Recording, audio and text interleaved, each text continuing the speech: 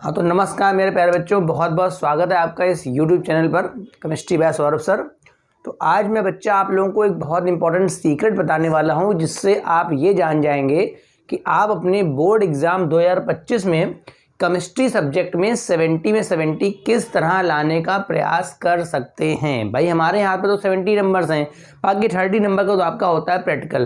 तो आपको ये सीखना है मेरे से कि भाई किस तरह से हम लोग अपनी केमिस्ट्री की तैयारी करें कि लगभग 70 में 70 लगभग हम ला सके। मैं ये तो नहीं कह रहा कि आप ये करने से मास्टर प्लान ले लोगे तो भैया यहाँ पे 70 में 70 आ ही जाएंगे आपके, मगर हाँ अगर आप इस प्लान के अकॉर्डिंग अगर आप चलेंगे तो बेटा आपके 70 में 70 आने की पॉसिबिलिटी बेटा बहुत ज़्यादा बढ़ जाएगी। पहली बात तो 70 में 70 लाने के लिए पहला पॉइंट तो ये बहुत ज़रूरी है कि आपको अपना सिलेबस अच्छे से कंप्लीट कर लेना है। मेरी बात आप ध्यान से सुनेंगे, आपको अपना सिलेबस बेटा बहुत अच्छे से कंप्लीट कर लेना है। मान लिया कि आपने किसी अपने सिलेबस का कोई एक चैप्टर छोड़ दिया, मान लिया आपने केमिकल काइनेटिक्स मिस कर दिया। अब ये बताइए, अगर आपने केमिकल काइनेटिक्स बेटा मिस कर दिया है तो क्या उसका क्वेश्चन पेपर में नहीं आएगा? आएगा बेटा, उसमें ज़रूर आएगा। ठीक है, तो आपको अपने सिलेबस के सारे चैप्टर्स को पढ़ना है। पहला पॉइंट तो ये समझिए। ठीक है, मान लिया कि आपके सिलेबस में 12 चैप्टर थे। ठीक है, मान लिया 12 चैप्टर सब मिला के हैं। ठीक है, 12 में आपने 10 तो आपने पूरे पढ़ लिए, 10 आपने क्या कर लिए? पूरे पढ़ लिए। अफसर ने कहा था सर आपने कहा था पूरे 12 पढ़ के जाओगे तो बेटा 70 में 70 आपके आ पाएंगे। नहीं, अगर आपने 10 पूरे अच्छे से पढ़ लिए हैं तो बेटा उन 2 चैप्टर्स में जो आपने कम पढ़े हैं उसमें आप क्या करेंगे, जो इंपॉर्टेंट क्वेश्चंस आपके पेपर में एग्जाम में कई बार रिपीटेड क्वेश्चंस हैं, आप ये मत करिएगा कि जो 2 चैप्टर आप नहीं पढ़ पाए हैं उनको आप स्किप नहीं करेंगे। अगर आपने उन 2 चैप्टर्स को स्किप कर दिया तो बेटा कोई ना कोई क्वेश्चन तो उससे आने ही वाला है, ये तो तय है। मगर जो मोस्ट रिपीटेड क्वेश्चंस हैं उनसे ही वो मोस्टली रिपीट करता है पेपर। ठीक है, तो आपको क्या करना है उन पेपर को, उन चैप्टर्स में कि आपको मोस्ट इंपॉर्टेंट जो क्वेश्चंस हैं बेटा वो रिपीट कर लेने। पहली राय तो मैं ये दूंगा कि अगर आपको 70 में 70 स्कोर करना है तो पहला काम तो ये कर लीजिए कि आप अपने सिलेबस को पूरे जितने भी चैप्टर्स हैं आप उनको अच्छी तरह से कवर करिए, अच्छी तरह से कंप्लीट करिए, उनके PYQs लगाइए। मान लिया कि कुछ चैप्टर्स आपके मिसिंग रह गए, आपके पास समय कम बच गया, तो उसके लिए फिर आप क्या करेंगे, आपको ये करना है उसके लिए बेटा कि जो चैप्टर आप स्किप करने वाले हैं ना, वो स्किप करने के बजाय आप उसका इम्पॉर्टेंट पार्ट उठा लीजिए और देखिए कौन सा पार्ट उसमें कई बार रिपीट हुआ है। आपके पास अपना PYQs होंगे, आप देख के आपको गैस लग जाएगा कि हाँ ये क्वेश्चन भाई या इस तरह का क्वेश्चन भाई रिपीट हो रहा है, बार बार आ रहा है इस चैप्टर से। ठीक है, तो मैं इसको जरूर पढ़ लेता हूँ। ठीक, अब मेन आपको क्या करना है, ठीक है, सबसे पहले जैसे मान लो मैंने चैप्टर पढ़ा केमिकल काइनेटिक्स, मैंने पढ़ा क्या पढ़ा?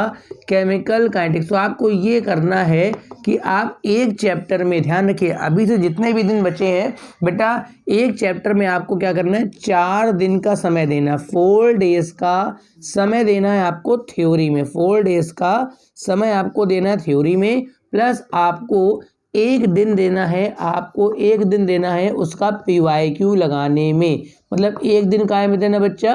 PYQ लगाने, मतलब जितने भी दिन आपके बोर्ड एग्जाम के लिए रह गए हैं उसके लिए मैं बता रहा हूं कि 4, अगर आपको फुल सिलेबस आप कर चुके हैं तो रिवीजन करने का जो क्राइटेरिया वो क्या है मैं बता रहा हूँ कि 4 दिन में आप दोबारा जो रिवाइज करने जा रहे हैं ना उसकी 4 दिन में आप थ्योरी पढ़िए और एक दिन में उसका PYQ जरूर कंप्लीट करिए। ये नहीं कि आप थ्योरी तो पढ़ के बैठ गए मगर जो क्वेश्चंस पेपर में आए हैं आपने वही करना भूल गया तो फिर वह रही नहीं हो पाएगा भाई। ठीक है, दूसरा आपने मान लीजिए कोऑर्डिनेशन केमिस्ट्री करा, मान लिया आपने करा कोऑर्डिनेशन केमिस्ट्री करा, क्या करा बच्चा?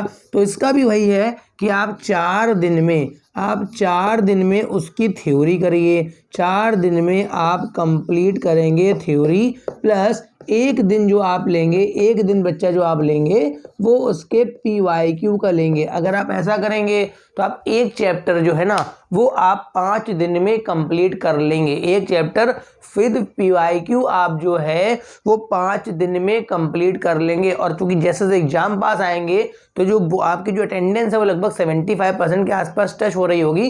तो आप अपना स्कूल भी धीमे धीमे स्किप करिए भैया, 2 दिन 3 दिन स्किप करिए। अदरवाइज समय कहाँ से लाओगे भाई? आप अगर 7 घंटे स्कूल में दिया होगे तो ये जो स्ट्रेटजी ये चली जाएगी भाई। केमिस्ट्री थोड़ी ना पढ़नी है आपको, इसके बाद आप फिजिक्स है, मैथ है या बायो है, ये भी तो आप सब देखोगे ना अपना। तो बेटा आपको करना है, आपने पढ़ा मान लिया अल्कोहल पढ़ा, अल्कोहल फिनॉल ईथर, तो 5 दिन उसकी थ्योरी करिए और एक दिन चिपक के आप लगाइए PYQ। और मेरे हिसाब से संडे को आप क्या करें, जितना भी आप पढ़ चुके हो अचानक से उन्हीं चैप्टरों के PYQ खोल लो और देखो तुम्हें कितने PYQ उसमें से आ रहे हैं। मतलब जितना आपने मान लिया 15 दिन ये लगा दिया तो 15 दिन में क्या हुआ, लगभग मैं मान लेता हूं कि चलिए तो आपके 2.5 या 3 चैप्टर लगभग निपट जाने वाले होंगे। 16 दिन 17 दिन मान लो, 2 संडे होते हैं, ठीक है। तो आपके इस तरह से 3 चैप्टर निपट जाने वाले, ठीक है। तो फिर आप बीच में अचानक से PYQ उसका उठा लीजिए और देखिए कि जो चैप्टर आपने करे हैं उसके सडनली अचानक से PYQ मेमोराइज करा करिए। मतलब ये नहीं कि जब सामने उसमें सोचिए अल्कोहल में ऐसा क्या आपने पढ़ा था, कौन सा क्वेश्चन बन के आ रहा था। जितना आप माइंड को मेमोराइज करने में लगाओगे उतनी ही आपकी याददाश्त जो है वो स्ट्रांग होती जाएगी और आप एग्जाम में, बोर्ड एग्जाम में आप कर पाएंगे। तो मेरा जो तरीका है बताने का कि अगर आपको ये अटेंड करना है, ये लाना है आपको, तो भाई आप पहले क्या करेंगे, हर चैप्टर में 4 दिन में थ्योरी पढ़ेंगे, 1 दिन में PYQ पढ़ेंगे, 4 दिन में थ्योरी पढ़ेंगे, 1 दिन में PYQ पढ़ेंगे। इसको आप करके देखिए, मेरी गारंटी लगभग कि आप इतने में अटेम्प्ट कर सकते हैं। मगर बीच में आपने अगर कुछ मिस कर दिया है, कोई सिलेबस का पार्ट मिस कर दिया है, कोई चैप्टर ही स्किप कर दिया है, तो फिर ये कैसे हो पाएगा, क्योंकि पेपर में तो सारे चैप्टर से पूछा जाएगा। तो जो चैप्टर आप स्किप करने वाले हैं, ज़्यादा बेटर है उसको टोटल स्किप करने के बजाय आपको करना ये है कि उसके जो इंपॉर्टेंट क्वेश्चंस हैं वो आप जरूर करके जाएंगे, जो PYQs हैं वो आप जरूर करके जाएंगे। अगर आप इस तरीकों को अपनाते हैं तो आप अच्छे मार्क्स बहुत अच्छे से गेन कर सकते हैं। Thank you for watching.